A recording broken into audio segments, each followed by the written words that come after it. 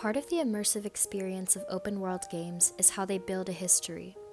To lend a sense of proportion to the experience, games include legends and myths of imagined ancient cultures. As humans continue to be fascinated with archaeology and history, games which are made in the 21st century also often show remnants which remind viewers of real ancient societies.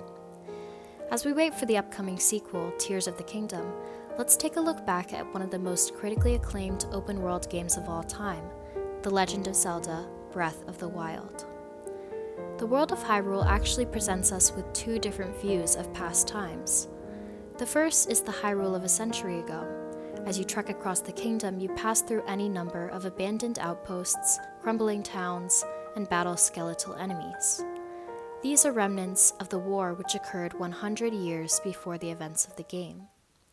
The second ancient period represents a history similar to the real world. Hyrule boasts several ancient wonders, those which have stood the test of time, and those which have crumbled under the weight of it. Ancient architecture and technology play a big role in creating the atmosphere of the game, and developers made conscious choices in what to include, and what not to. That's why I'll explore a few of the ancient wonders of Hyrule to see how and why Breath of the Wild depicts its long-past cultures.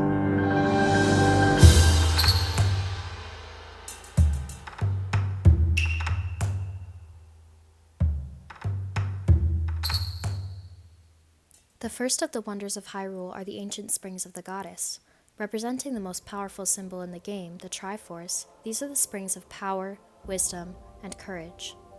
Originally built as sacred locations to pray to the gods, the three springs seem to have retained their original purpose. In the game's cinematic portion, it shows the Hylians going as far as to make it tradition for the Princess of Hyrule to pray at each spring for purification and to awaken her ancestral power.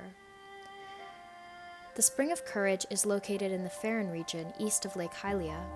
What makes this spring stand out from the others is its surroundings. All along the path leading to the spring are the lost ruins of the Zonai, a mysterious tribe that once lived in the Faron province long ago. Moving closer to the Spring of Courage, we come to Dracozu Lake, which features many of the same dragon statues seen on the path leading to this location. Between the statues are stone walls with carvings of dragons that decorate the columns. Crossing the wooden bridge, we come to the center of the ruins, which has 4 decorative stone Zonai pillars, the large one on the left and the 2 smaller ones still intact, while the one on the right has fallen over, continuing into the spring. The most interesting art historical note in this structure is the dragon or serpent motif. Many ancient relics in our own world have seemed to use mystical animals to indicate a connection to powerful forces. The Ouroboros, for example, the image of a snake eating its own tail, is often interpreted as a symbol for eternal cyclical renewal, or a cycle of life, death, and rebirth. Dragons are also among the most familiar and powerful symbols in Japan. Dragons were worshipped as water gods that could bring rain, prevent floods, and control the change of seasons. The developers may have chosen to include animal symbolism as a way for audiences to identify this invented ancient tribe, the Zonai, with existing folklore and the stories we tell ourselves about ancient cultures in general, that they had a close relationship with nature and mythology, and their interest in depicting creatures which had some element of spiritual power. With its very own dragon guardian spirit, next is the Spring of Wisdom, located northeast of the Spring of Courage atop Mount Lanayru. This spring is shown in the game as the last place the Princess Zelda visits before Calamity Ganon returns as part of her training to awaken her ancestral sealing power, so it still has ties to old Hylian traditions. This spring is shown to emphasize the continuity between ancient traditions and current practices. This process of identification, recognizing elements of your day-to-day life which have roots in ancient culture, is an important aspect of feeling connected to one's ancestors. The popularity of things like home altars, family trees, and even DNA tests prove just how powerful this has become in modern society. The developers may have chosen to depict this shrine still in use to help players internalize a sense of pride in the continual use of cultural heritage sites. The Spring of Power is located off the side of Death Mountain, between Akala Highlands and Deep Akala. The years have been good to this place. leaving the entrance of the spring and its interior relatively untouched compared to the other two. The original entryway to the spring features beautiful stonework down the corridor, accompanied by decorative carvings on both sides of the walls. For this spring, I'd like to touch on the inclusion of statues of the goddess Hylia. Surrounding the statue of the goddess are multiple waterfalls, and beside the statue on either side are two rather healthy trees. The fact that the ancient Hylian culture is shown to sculpt its deities in human form is an important part of the depiction of their beliefs and how they saw interactions with their gods. In the game, it is still possible to pray to these statues, where the player kneels in front of the statue directly facing them, yet looking upwards to meet the statue's downcast eyes. The icons themselves are very similar, all with a benevolent and peaceful expression, rounded wings, and folded hands. The goddess statues are also used in-game by the people of Hyrule to worship Hylia and pray to her. As a result, most of the statues are well cared for, and some have even been decorated. In fact, in one of the side quests, a young girl from Rito Village wants to make a floral garland for the local goddess statue, but she can't find the type of bloom she needs. By including an interactive form of the divine in Breath of the Wild, developers engage with a popular question when it comes to ancient cultures. What did their religious practices include, and what did their deities look like? Did they have human forms? This continues to be a topic of intense discussion and investigation in modern times, leading to investment in explorations of sites known to house holy artifacts, especially prevalent in places sacred to religions like Islam or Judaism, both of which had or still have mandates against showing depictions of God, a concept called aniconism.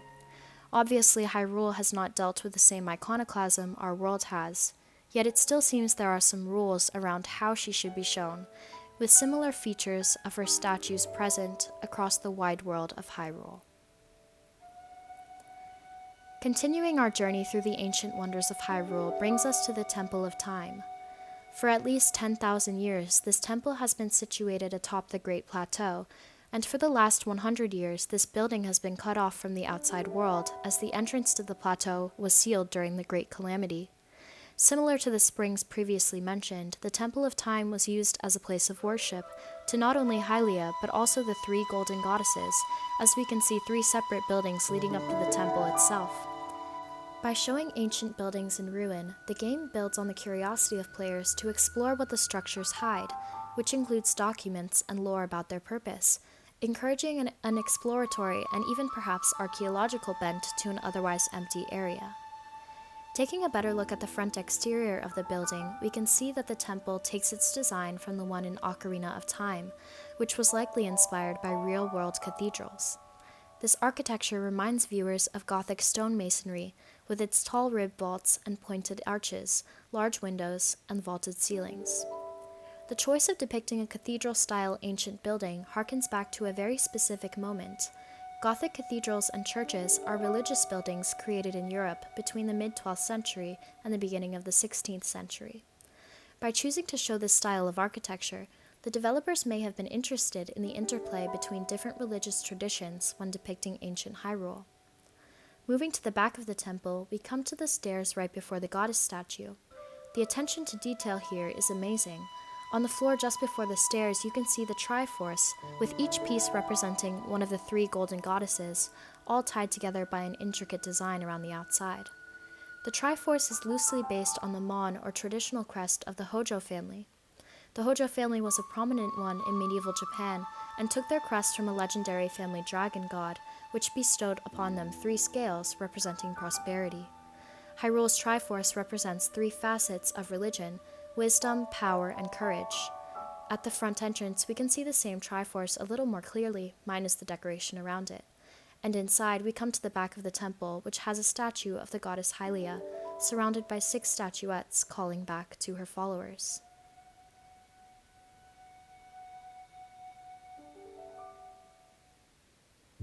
The next ancient wonder of Hyrule leads us to the Gerudo Desert. Close to Gerudo Town lies the Gerudo Ruins, which contain 7 massive stone statues of what are known as the 7 heroines. The ruins are enclosed by a rather large wall that runs the west side and wraps around to the entrance. The wall includes ancient Gerudo carvings unique to the region. Moving closer to the heroines, we can see they were probably hand-carved out of some type of sandstone found naturally in the area. Judging by how many there are and the scale of each statue, it must have taken the Gerudo ages to finish construction on these magnificent pieces of art. Not only are they large in scale, they are extremely intricate as well, with Gerudo texts carved directly into them, jewels representing each heroine, and their very own swords to scale.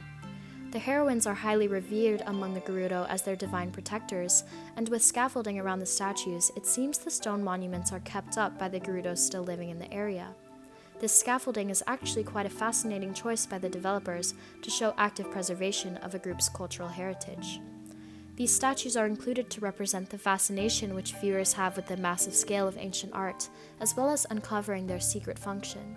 To see examples of this, we simply need to examine the popularity of obelisks, monolith objects which have captivated Western audiences since their looting by Roman emperors to represent their conquest of Egypt. Works of ancient Egypt, which may well have been the inspiration for the in-game Gerudo, incorporate hieroglyphs, a writing system which combines logographic, syllabic, and alphabetic elements with some 1,000 distinct characters. Historians have long been fascinated with the translation and rendering legible of hieroglyphs, and works inscribed with them have joined obelisks, sphinxes, and above all mummies as hot commodities in the world of artistic curiosities. This serves as a good transition to discuss the only living relics we have of ancient Hyrule. Well, living in a fashion. 15 monumental towers and 120 shrines across Hyrule tell the story of the Sheikah, a culture that was driven into near extinction during Hyrule's first encounter with Calamity Ganon. Blamed for their exploration into the type of magic that Ganon prospered in, the Sheikah left behind shrines and temples filled with their extremely high-tech creations and sacred symbology. In each of their shrines, there rests a single Sheikah monk. These are preserved bodies of those who are devout worshippers of the goddess Hylia. They each reside on a monk's pedestal within a glowing blue case, and upon completion of their respective shrines, they give Link a spirit orb and bless him in the goddess Hylia's name before their body dissolves, having fulfilled their purpose. Every known monk is unique, each having their own name, article of clothing, or jewelry. They may also have their own mudra, often in some variant of a triangular pattern to represent the Triforce. They all follow a minimal manner of dress and have crests of the Sheikah tattooed upon their foreheads. The monks seem to be based on real-world Buddhist mummies, which are monks who through their purity succeeded in preserving their bodies through death. More specifically, they may be based on the Japanese act of sokushinbutsu, wherein monks practice austerity to the point of death and self-induced mummification. This aligns with the monk's behavior of meditating within sealed shrines while withering away. So why depict these mummified bodies in a game? One reason could be to build upon the fascination modern viewers have with seeing preserved human remains when considering ancient cultures. Museums around the world have been grappling with the ethics of presenting human remains, though interest in them is still strong. The fact that each monk has their own style of seating, dress, and name speaks to the deep respect and interest the developers had in depicting this ancient custom. Players are told that each monk exists in this state to wait to bestow their blessing on Link, which justifies the satisfaction of our own morbid curiosity. Interestingly, these monks rest in underground dungeon shrines, perhaps to pay respect to their remains and privacy. There are actually very few grave sites in the above-ground world of Hyrule, with almost no mention of death actually shown. Enemies, when defeated, simply dissolve into puffs of smoke, like these monks. Although this could be simply for the benefit of younger player audiences, I believe it also has something to do with the hot topic that is proper archaeology and conservation of ancient remains, and respecting the dead. It is implied that these very same monks may have been among the ancient Sheikah responsible for the creation of the divine beasts, guardians, Sheikah towers, and the shrines, 10,000 years before the events of Breath of the Wild, as several figures resembling them appear on the ancient tapestry depicting the conflict with Calamity Ganon that appears in Impa's house and acts as a visual representation for the legend of this ancient battle. This document, which is narrated by Impa, one of the last descendants of the powerful Sheikah, describes how they built their technology and relics, including the shrines. The developers avoid mentioning the looting and display of objects of other cultures. Generally, each ancient relic is displayed more or less in its original context, with modern caretakers being direct descendants of its maker. Impa is a good example of this, being both a caretaker of a shrine and the holder of this passed down scroll and legendary information. The developers also took care to emphasize the visual traditions of a culture near to Nintendo's own origins, visible in this cutscene. The Sheikah designs of the towers and shrines, as well as this piece of art, were specifically influenced by the relics of the Middle Jomon period, 2500 BCE to 1500 BCE, which has come to signify the once abandoned fantastical and mystical roots of Japan's culture before it was influenced by mainland Asia. You can hear this described by Nintendo's game developers themselves in the following video from a Nintendo Direct broadcast in 2017. シーカストーンとか、祠であるとか、古代文明系の、建築物であったり、オブジェクトであったりの、インスピレーションの元っていうのは、日本の、古代、縄文文化っていうものがあったんですけれども、そこから印象を引っ張ってきてベースに繰り広げるような感じに落ち着きました。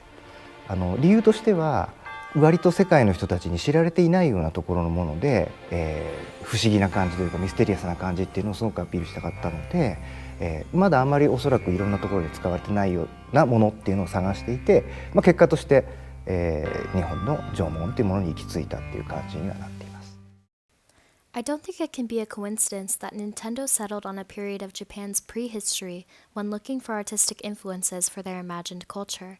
Using visual forms from ancient relics can be extremely powerful when representing something which is meant to have stood the test of time and form some collective identity.